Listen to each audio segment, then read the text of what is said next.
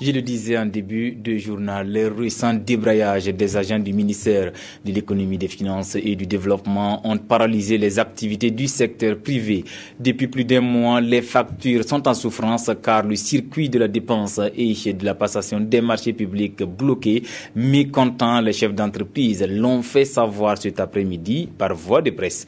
Le compte rendu de Bilidou Bazongo et Maïmouna Traoré. Ces chefs d'entreprise et acteurs du secteur privé ne savent plus où donner de la tête. Selon le groupe d'action spontanée, depuis la grève des agents du ministère de l'économie, des finances et du développement, leurs affaires tournent au ralenti. Les passations des marchés et la chaîne de la dépense publique sont bloquées.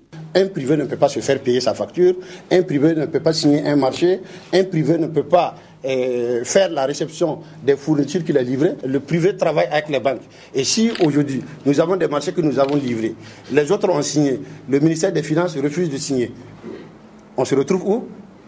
À la case départ, parce que cette facture ne peut pas être payée, tout simplement parce que le contrôle financier n'a pas visé. C'est par la revue au quotidien que nous soumissionnons au marché public. Et présentement, depuis près d'un mois, cette activité est arrêtée.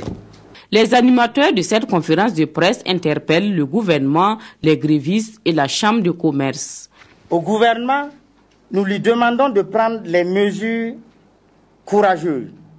À la partie revendicatrice, c'est-à-dire les grévistes, nous leur disons qu'ils peuvent mener leur lutte avec patriotisme, sans porter atteinte aux activités de nos entreprises.